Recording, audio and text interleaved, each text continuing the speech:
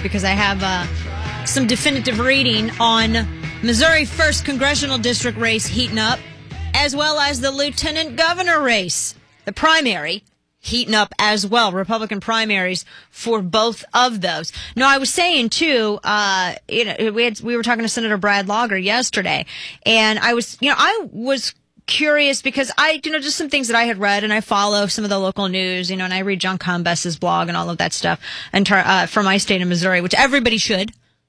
Pay attention to your local news. All politics is local. If you can't do it in your own backyard, how you going to do it in D.C.? For real. You got to get in the streets and change the hearts and minds of voters. And it starts in your own backyard. I know it doesn't sound glamorous, but do you want a country that conserves government power and keeps people free or not? I mean, that's what it comes down to. And I was curious because I had seen allegations, there are worries, concerns from individuals who are like, well, I don't know how he can be a state senator and do what he does for Cerner. Which, I asked him, I'm like, well, you're not a registered lobbyist. Are you a lobbyist for Cerner? He said he wasn't. But I was concerned, Cerner, the big software company, because they had received a huge chunk of that, what was it, $19 billion, $20 billion of a federal bailout from the stimulus for the healthcare tech. Because Cerner is all about digital medical records. And it was to go along and dovetail with Obamacare because when implemented, they're going to need companies like Cerner. And of course, Cerner's business has grown by, like a massive amount just in the past 5 years.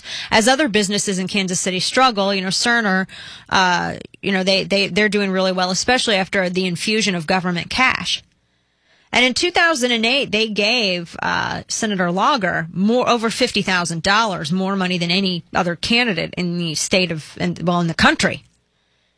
And I know that the CEO of the wife of the CEO has given him six figures for 2012, according to Open Secrets, which I don't mind individual donations. That's, I know that there are some people out there who like to demonize employees at companies because they want to donate to a candidate. I don't subscribe to those progressive talking points.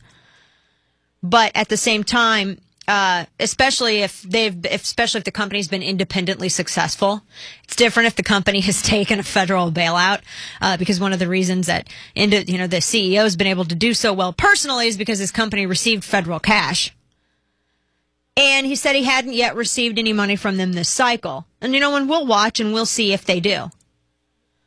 But I was curious because Cerner, his company, which is his biggest donor, was advertising for the stimulus and Obamacare on their website. And he says there's no conflict, but, I have to wonder about that.